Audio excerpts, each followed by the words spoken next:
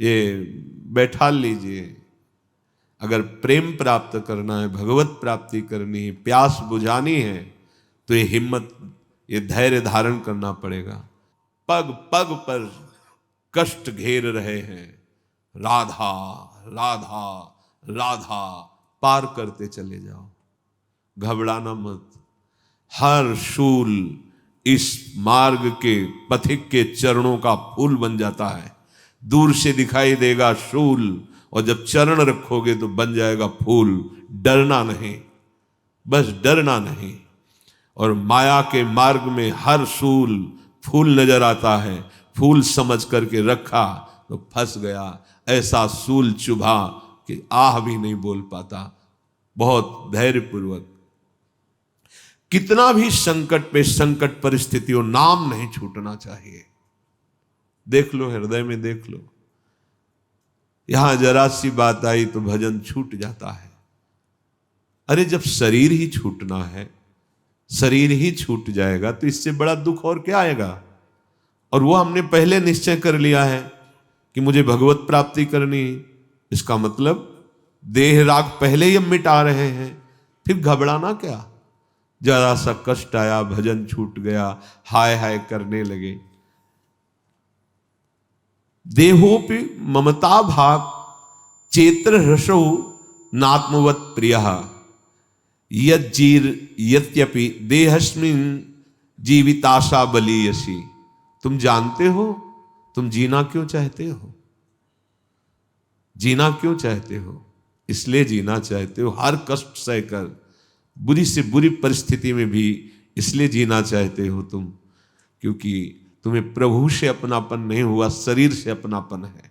हर बुरी स्थिति में ही लगता है मैं जीवित बना रहूं। जीवित का मतलब शरीर से राग बना रहे।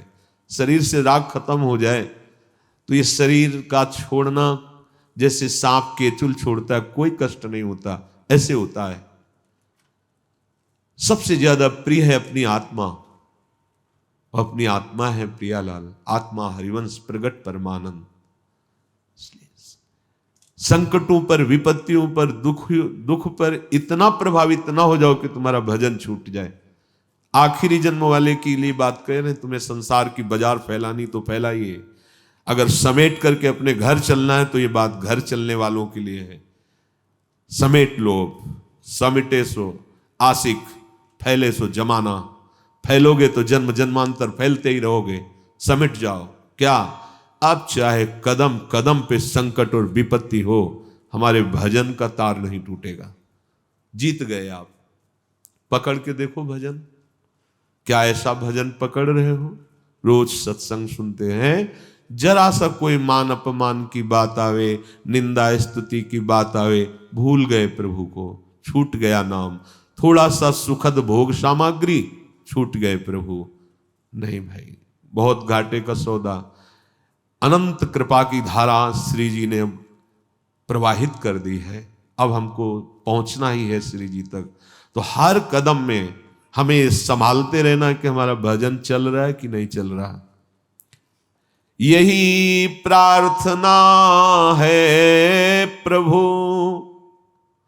तुम पर ही है मेरा भार अपार। छूटे नाते रिश्ते सारे, छूटे कुल छूटे परिवार। सब छूटे तो छूटे प्रभुवर, तुम न छोड़ना प्राणाधार।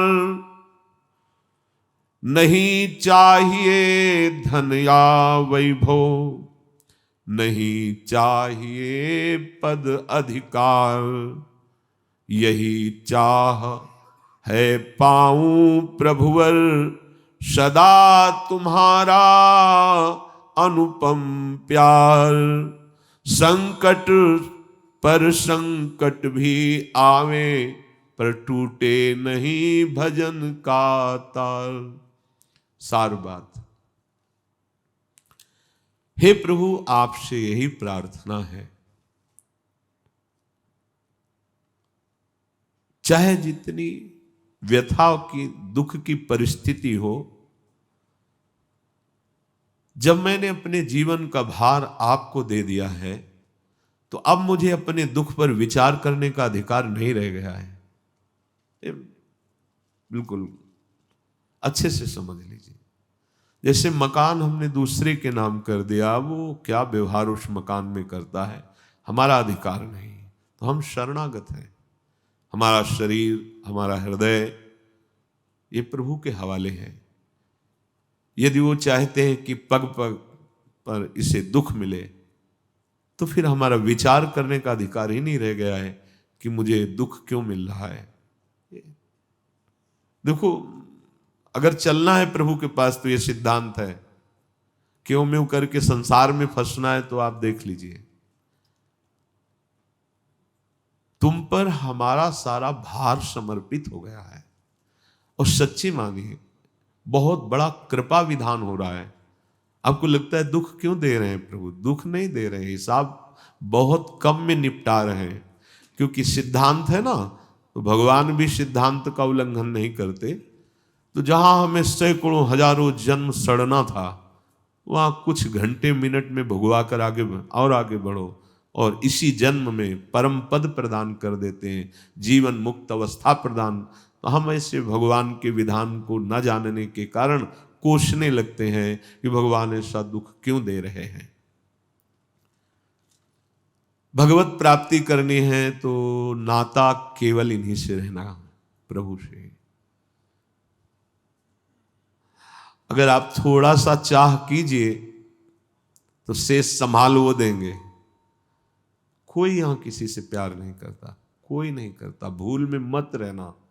आपको लगता है कि वो आपके लिए प्यार करते, सच्चाई से आप जिस दिन देखेंगे तो प्रभु के सिवा कोई प्यार नहीं करता, सब धोखा है। आपको समझ में नहीं आता। तो ये दृष्टि है, प्रभु के सिवा कोई तुम्हें प्यार नहीं करता। तुम जो औरों को माने हुए हो प्यार करने, वही तुम्हारी दुर्गति का कारण बनता है। कोई यहाँ नहीं। मां के रूप में वही प्यार कर रहे हैं, पत्नी के रूप में वही प्यार कर रहे हैं, पति के रूप में वही प्यार कर रहे हैं। ये जान जाओ तो जीवन मुक्त हो जाओगे, अन्यथा कहीं नहीं। तांडव मचा हुआ है स्वार्थ का। प्यार, प्रेम, ये इसकी परिभाषा ही नहीं समझ में आई कि प्रेम कहते किसे हैं। प्रेम किसे कहते जानते हो? अपने प्यारे को सुख देने का नाम प्रेम है। प्यारा कौन है तुम्हारे सामने? शरीर। तुम जानते हो शरीर के अंदर जो विराजमान तत्व है, जो वास्तविक प्यारा है, उसको तुम जानते हो? नहीं। तो बिन जाने न होए प्रतीति, बिन प्रतीत होए नहीं प्रीति। झूठा तो है ही तुम्हारा प्यार। जिससे प्यार कर रहे हो वो तुम्हारे सामने शरीर है। शरीर में जो अंतर में विराजमान परमात्मा, उसको तो तुम जानते ही नहीं हो। तो झूठा नहीं प्यार तुम्हारा, तो कहां से सच्चा हो गया? प्यार तो सच्चा तब जब जानो जिससे प्यार करते हो। जिससे प्यार करते हो क्या जाना? स्त्री शरीर जाना, पुरुष शरीर जाना, बालक जाना, बूढ़ा जाना। अंदर बैठा हुआ जो नित्य विनाशी परमात्मा, वो प्यार रूप है, उसको जाना क्या? बोले नहीं, तो झूठा तो है ही ना। सत्य कहां तुम्हारा प्यार रहा? सत्य को जाना क्या? नहीं जाना। इसलिए छूटे नाते रिश्ते सारे, छूटे कुल छूटे परिवार। इतना अपार सुख है इस बात में, आप उसे समझ नहीं पाएंगे। गोपीजन कहती हैं प्रभु से कि आप तो कह दिए कि हाँ ठीक है, वृंदावन की शोभा देख ली, आए, हमको भी देख लिया, तो चर अचर सबको हमारा रूप अच्छा लगता है, आपने देख, अब आप वापस जाओ। कैसे जाऊं? क्योंकि आपके सिवा कोई है नहीं, और मेरे मन को आपने बलात् ले लिया है, तो जाए भी शरीर तो करे क्या करे। और आप वापस करो मन। इनको वापस करना आता नहीं है, इनको छोड़ना आता नहीं है। इनका स्वभाव है, एक बार जिसको पकड़ लेते हैं,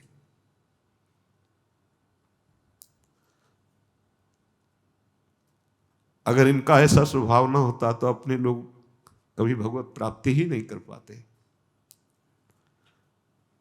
भगवान की ऐसी दुरंत माया है कि क्षण क्षण में आकर्षित करती रहती है। पर इनका स्वभाव एक बार जिसको पकड़ लिया ये छोड़ते नहीं, पार कर देते हैं, निहाल कर देते हैं।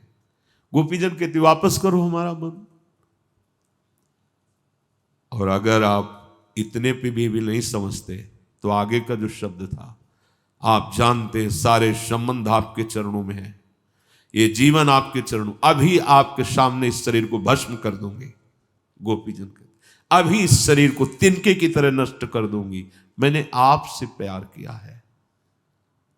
ये भगवान इसलिए बोल रहे थे कि हमारे रास में प्रवेश पाने का ऐसा जन अधिकारी होता है, कोई रिश्ता नहीं, कोई सुख नहीं, कोई मांग नहीं, कोई चाह नहीं, केवल कृष्ण, केवल कृष्ण, तब वो चिदानंद रास में प्रवेश पाए। हमारे जब तक हृदय में अन्य संबंध, अन्य भावनाएं, अन्य कोई अपना है, तब तक ये छुपे रहते हैं।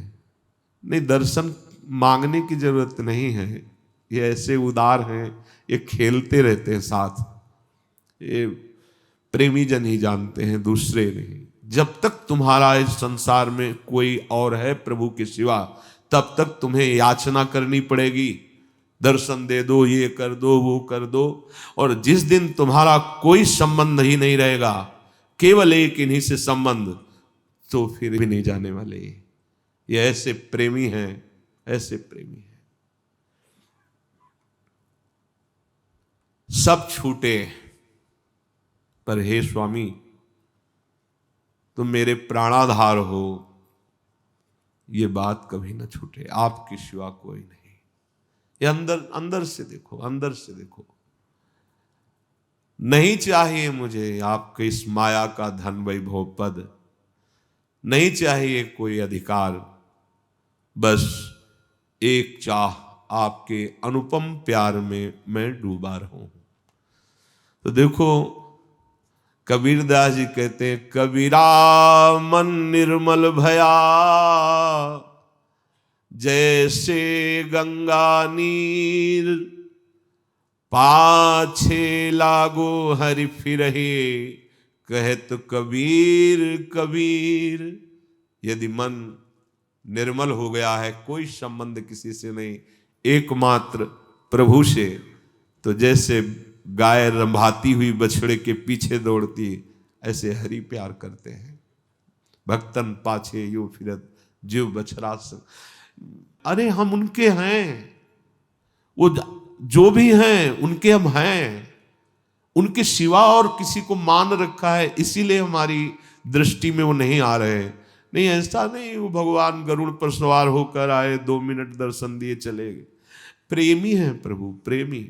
कबीरदास जी कह रहे, कबीरा मन निर्मल भया, जैसे गंगा नीर, तो पाछे लागे हरि फिरे, कहत कबीर कबीर।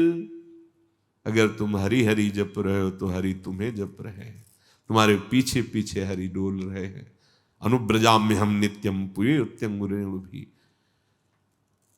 जो प्रभु ने हम पर कृपा की है, उस कृपा का आदर, जब हमारी ऐसी निष्ठा हो जाती है कि चाहे जितना कष्ट हो, दुख हो, मेरे हरि का ये दुलार है, और हम नाम जप नहीं छोड़ते, तो अंतर में एक दशा प्रकट होती है। वो बातों से नहीं होती।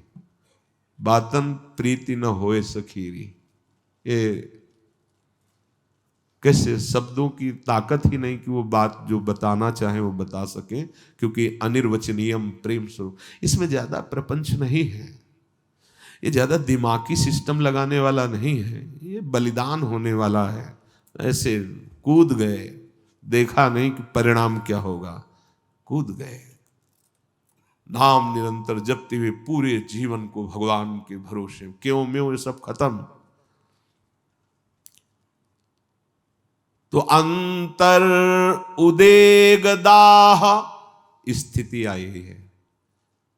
भारी से भारी कष्ट में भी निरंतर नाम जप कर रहा है, तो अंतर उदेग दाह, आखिन प्रवाह आंसू, देखी अटपटी चाह भींजनी दहन है।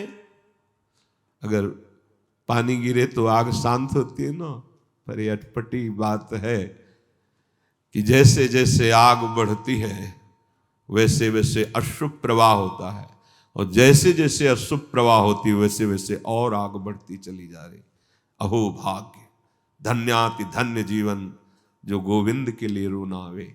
प्रभु मेरे हैं, प्यारी जो मेरी हैं, ऐसी बात बस ये अनंत जन्मों की समस्त साधनाओं का फल मानो प्राप्त हो गया कि एकांत में बैठकर नाम उच्चारण करते हुए आपको रोना आवे प्रभु के लिए। ये जीवन का लाभ है, इसे ये परम सिद्धि है। ये सब मायाकृत है, और जितनी सिद्धियां हैं सब मायाकृत है। हृदय में एक पता नहीं क्या हो रहा है, एक पीड़ा सी हो रही है, एक अद्भुत आनंद की ऐठन सी हो रही है हरि के स्मरण में। ऐसी स्थिति में सामने होते हरि, उनका जो महामाधुर्य स्वरूप है, आनंद समुद्र, जो मुनिमन ध्यान धरत नहीं पावत, वो स्वरूप, वो सौंदर्य सामने उनके होता है। देखी अटपटी चाह भींजन दहन है, सोईबो न जागिबो। जहां ज्ञान मार्ग की शास्त्र वृत्तियों में पाया गया, न जागृत है, न स्वप्न है, न सुषुप्ति है, एक तुरीय अवस्था है, एक उन्मनी अवस्था है, तो प्रेमियों की बड़ी दिव्य अवस्था होती है। बोले सोईबो न जागिबो, हसीबो न रोईबो, खोए खोए आप ही में चेतक लहन है। न जग रहा है, न सो रहा है, न स्वप्न अवस्था है, न जागृत है, न सुषुप्ति है, ना हंसना है, ना रोना है, पता नहीं क्या हो रहा है। हंसना किसी विषय को लेकर, रोना किसी विषय, कुछ है ही नहीं। वो क्यों हंस रहा है उसका कोई लक्ष्य नहीं, वो क्यों रो रहा है ऐसी कोई बात नहीं है।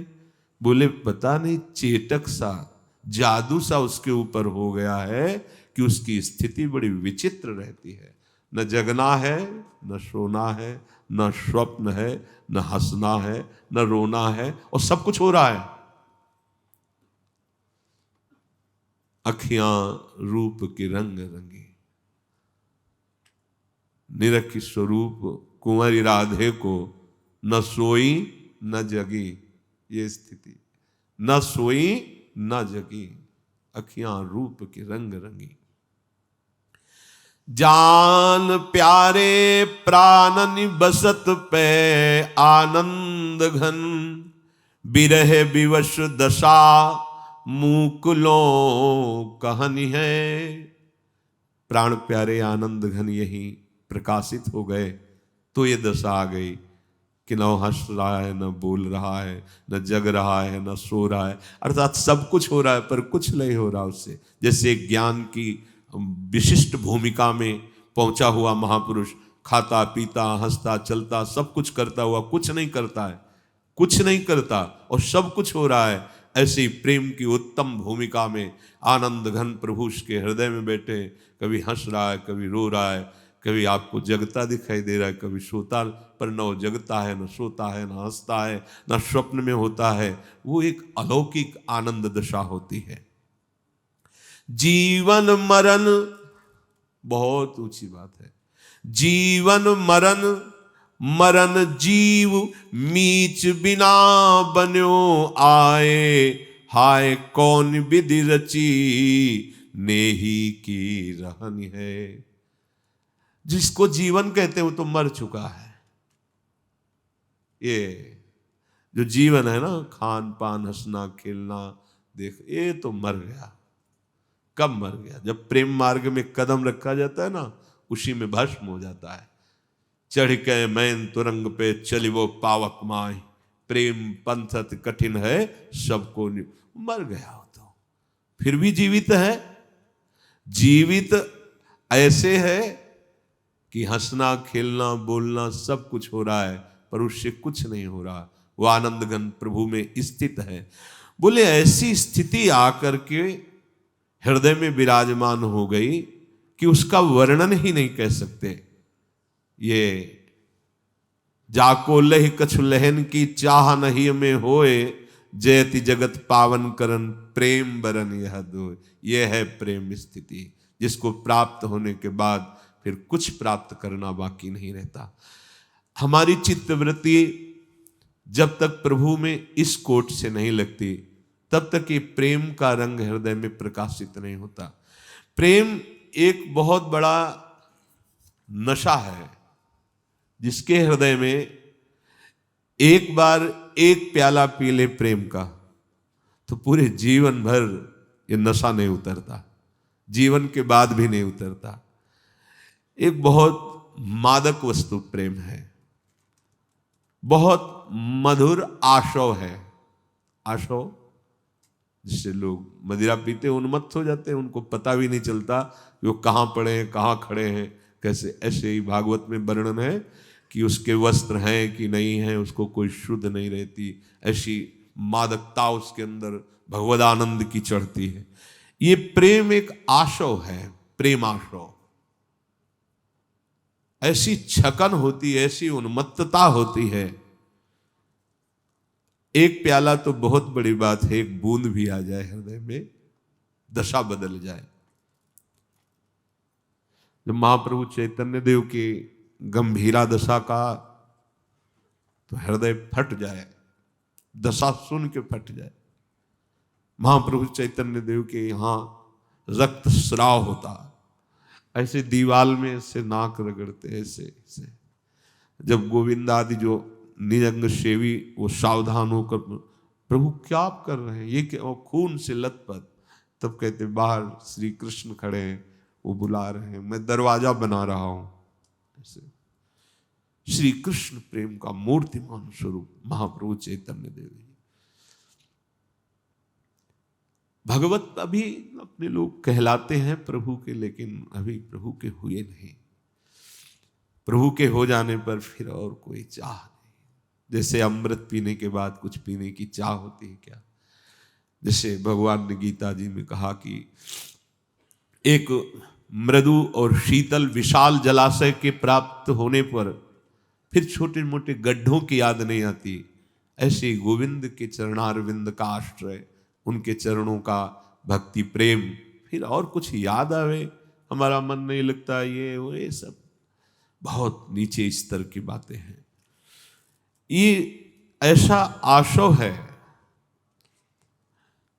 देखो स्वयं भगवान है महाप्रभु श्री कृष्ण चैतन्य देव, गंगा स्नान के लिए जब निकलते तो जितने वयोवृद्ध वैष्णव जन को भी सबके चरणों में लौट जाते और कहते श्री कृष्ण प्रेम की भिक्षा दे दो, मुझे श्री कृष्ण प्रेम की भिक्षा दे दो। सब वैष्णव जन की कैसा निमाई का स्वभाव है, सबके चरण पड़ते। ऐसा ही नहीं कि केवल उपदेश किया हो तृणादपि सुनीचे, नहीं, सबके चरण पड़ते। मुझे श्री कृष्ण प्रेम की भिक्षा दे दो, मुझे श्री कृष्ण प्रेम प्राप्त हो जाए। हम लोगों की दशा कहाँ है? हम अपने को संत समझते हैं, अपने को बड़ा समझते हैं, अपने को ज्ञानी समझते हैं, और जो वास्तविक बड़े हैं साक्षात प्रभु ही तो है ना। कैसे कैसे आचार्य हैं, आचरण करके दिखा रहे हैं, सबसे मांगते। कोई भी वैष्णव दिखाई दे उसके चरण पकड़ते हैं और कहते हैं कृष्ण प्रेम की भिक्षा दे दो। जिसे एक बूंद भी प्रेम प्राप्त हुआ वो धन्य हो गया, मस्त हो गया। उसकी मतवाली स्थिति जो होती है उसकी बराबरी कौन कर सकता है? संसार का बड़े से बड़ा बादशाह भी उसकी बराबरी नहीं कर सकता जो श्री कृष्ण प्रेम का प्याला पिए हुए है। त्रिलोकी का राज्य उसके लिए तिनके के समान होता है। हे शब्दों को देखो, हम प्रभु के इस दासत्व के मार्ग के पथिक हैं जहां बड़े से बड़े शहंशाह का वैभव भी उसके लिए बमन के समान है, त्रिभुवन का राज्य वैभव भी तिनके के समान है। उस मार्ग के पथिक हैं। कोई चिंता कोई शोक ऐसे श्री कृष्ण दास के पास फटक भी नहीं पाते हैं। नहीं भटक पाते हैं। सदा वो मस्त रहता है, आनंद की उन्मत्तता हृदय में रहती है। वो आनंद सिंधु के साथ खेलता है, प्रभु के साथ खेलता है। बाहरी शब्दों में आप उसे पागल भी कह सकते हैं। नारायण स्वामी कुसुम सरोवर से भागते ऐसे गिरिराज तक आते, फिर यहां से लौट के भागते ऐसे, बीच बीच में प्रलाप करने लगते हैं। किसी प्रेमी ने पूछा कि स्वामी जी आप ये, तो बताया हमारा उसका खेल चल रहा है। अपने प्रेमियों के साथ वो खेलते, बाहर से देखने में लगता बावरे, कैसे बावरे हैं, दौड़ रहे हैं, प्रलाप कर रहे हैं, नाराज हो रहे हैं, सामने कुछ दिखाई नहीं दे रहा तो पागल तो लगते ही हैं, लेकिन उनके सामने उनके आराध्य देव होते हैं। बड़े भाग्यशाली जन होते हैं जो ऐसे संतों का सानिध्य प्राप्त कर पावे। ऐसे जो महान भागवतिक पुरुष होते, इन्हीं के दर्शन और संभाषण स्पर्श से प्रेम जागृत होता है। प्रेम के लिए कोई और साधन मार्ग नहीं है। रे मन रसिकन संग बिन रंच न उपजय प्रेम। प्रेम की बराबरी कोई नहीं कर सकता, चाहे वो ब्रह्म सुख, मोक्ष सुख, जीवन मुक्त अवस्था कोई भी हो, क्योंकि प्रेमाधीन भगवान उसके हाथ की कठपुतली बन जाते हैं। ध्यान दो, उल्टा हो गया। पहले क्या था? उमादार जोशित की नाई सबह नचावत राम गोसाई। अब उल्टा क्या हो गया? प्रेम के हाथ बिक जाने वाले प्रभु उस भक्त के हाथ की कठपुतली है। जहां चाहे जैसे चाहे वहां प्रभु को प्रकाशित कर दे। जहां चाहे घोर पापात्मा सामने है, अगर उसका भाव बन जाए तो प्रभु को वहां हृदय में प्रकाशित होना पड़ेगा, क्योंकि भगवान उसके हाथ की कठपुतली है। पर उसका हृदय ही नहीं रह जाता है, हृदय ही प्रभु बन जाते हैं, इसलिए उसका कोई संकल्प ही नहीं होता है। अनादि अनंत असीम जिसकी महिमा है, जिसे भगवान कहते हैं, वो भक्त का खिलौना बन जाता है, भक्त के हाथ का खिलौना बन जाता है। कितना महान सुख।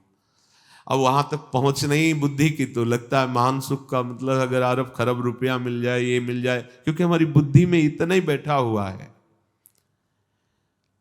प्रेम का जब प्रादुर्भाव होता है तो सबसे पहले भय को भयभीत करके भगा देता है प्रेम, अर्थात प्रेमी निर्भीक हो जाता है, निर्भय। प्रेम पहला कार्य करता है, भय को भगा देता है। कोई भय नहीं रहता।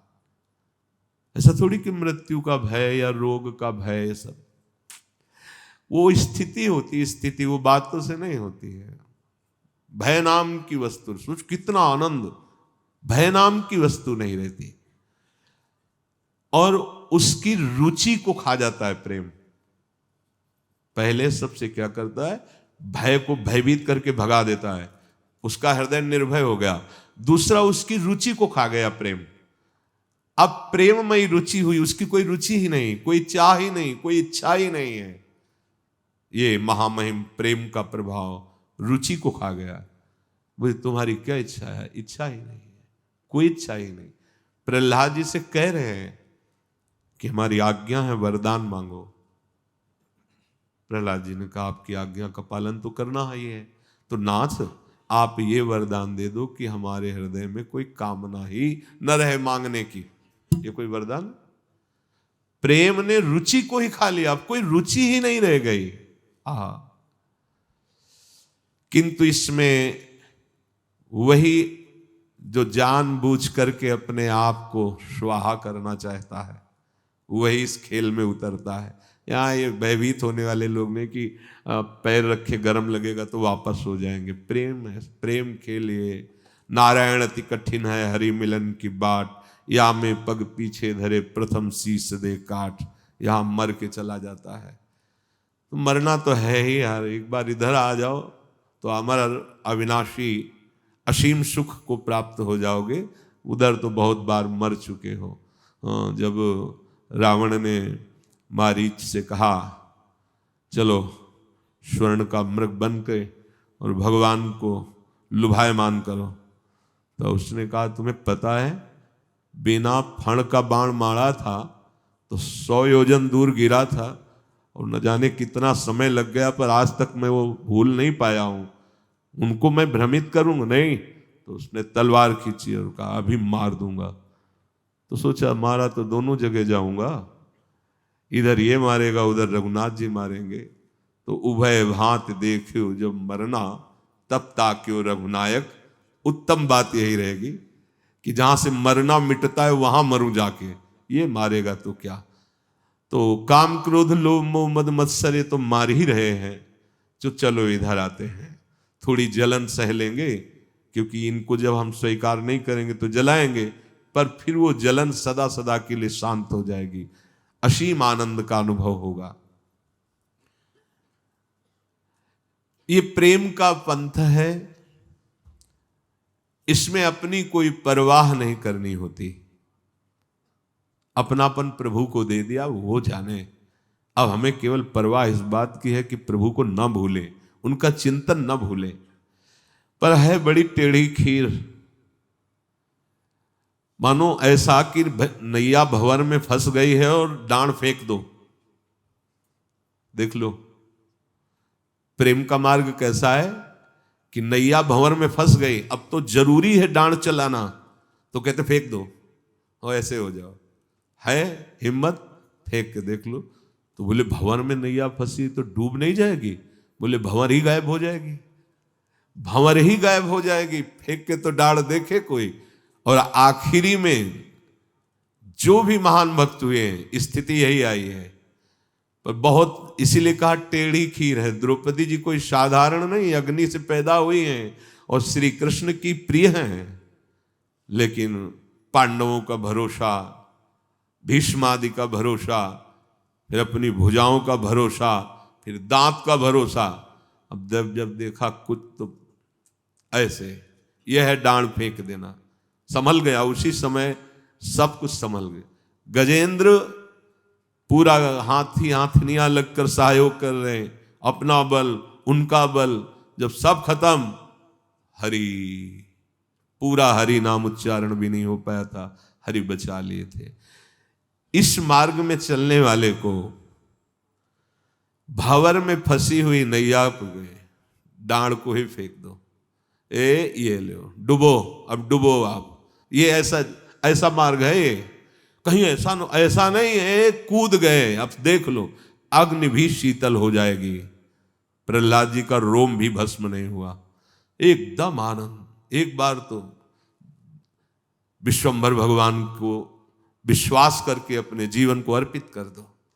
ये ककरीली पथरीली दिखाई देती है मार्ग की भूमि, पर बहुत सुहावनी और मंगलमयी होती है, पर इसमें कदम कोई हिम्मत वाला रख सकता है। बहुत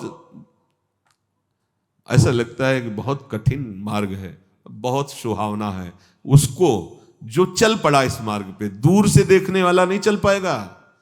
प्रेम पंथ ये ऐसा है कि दूर से देख के नहीं चला जाता, इसमें जब दूर से देखोगे तो इसमें बहुत जलन, बहुत अशांति, बहुत ऐसा लगेगा, और जब आप इस पे चलोगे तो बहुत सुहावनी डगर है, क्योंकि बहुत प्यारा प्रीतम साथ में रहता है।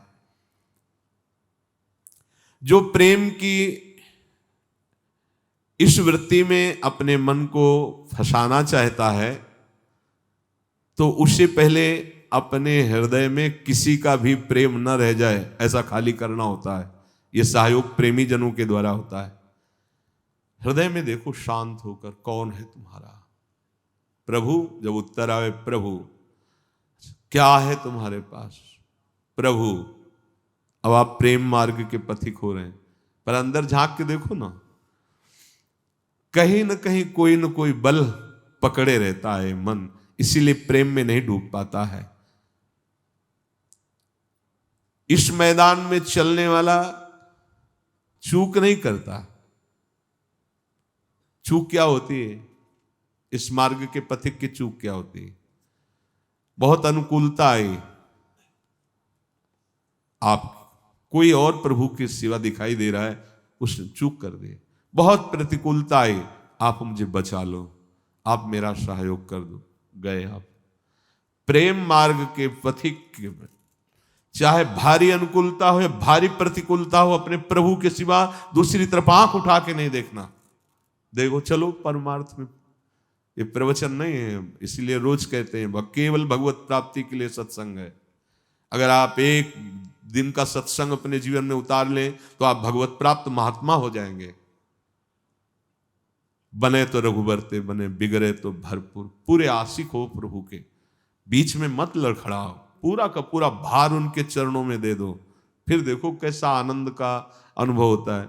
आपको लगता है कि प्रभु केवल नरसिंह मेहता जी के हैं, प्रभु केवल मीरा जी के हैं, प्रभु इन बड़े बड़े भक्तों के हैं। नहीं नहीं, जितना उनसे प्यार करते हैं उतना आपसे भी वो प्यार करते हैं। पर आप जैसे मीरा जी प्रभु को प्यार करते हैं, आप वैसा प्यार नहीं करते, इसलिए आपके अनुभव में नहीं आते। जैसा नरसिंह जी समर्पित हैं वैसा तुम्हारा समर्पण नहीं है, नहीं तो वो प्यार तो वैसे ही हमसे कर रहे हैं। सच्ची बात मानो, उनको कोई इससे भेद से नहीं कि कौन कौन, वो सब मम प्रिय, सब मम उपजाए, प्रभु कह रहे हैं। पर हम उतना प्यार नहीं कर पाते, हम वैसा समर्पण नहीं है, इसलिए हमें लगता है कि प्रभु मीरा जी को बहुत प्यार करते थे, हमें प्यार नहीं करते। नहीं, प्रभु हमें तो वैसे ही प्यार करते, पर जैसे मीरा जी समर्पित थी वैसे हम समर्पित नहीं है, वैसा हमारा भाव नहीं है कि मेरे तो गिरधर गोपाल दूसरों न कोई। नहीं तो अभी हाहाकार मच जाए हृदय में कि इतना प्यार करने वाले प्रभु को मैं जान ही नहीं पाया कि मुझे इतना प्यार करते थे। इसलिए आनंद घन सच्चिदानंद में प्रभु के लिए ये जीवन हम समर्पित कर दें। इस जीवन में हमारे अब दिखावा नहीं होना चाहिए, नाटक नहीं होना चाहिए। प्रेमी कुछ भी बचा के नहीं रखना चाहता, अगर बचा के रखता है तो प्रेमी नहीं है। देखो, प्रीति पतंग करी दीपक सो आपे प्राण दह्यो। वो देख रहा है कि जो आगे पतंगा गया था उसके पंख जल गए, वो तड़प रहा है, पर वो दीपक के लौ से प्यार करता है, वो अपने शरीर को भस्म कर देता है जाके। ये प्रेम है। यहां कोई शिकवा शिकायत नहीं है।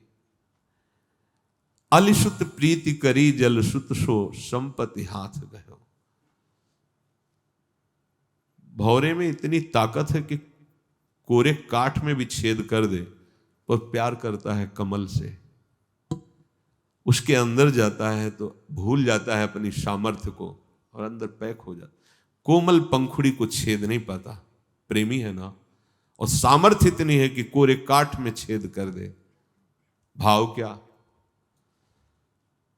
कि जिस प्रीतम की शरण में हम हुए हैं, हम संपूर्णतया उसके अधीन हैं।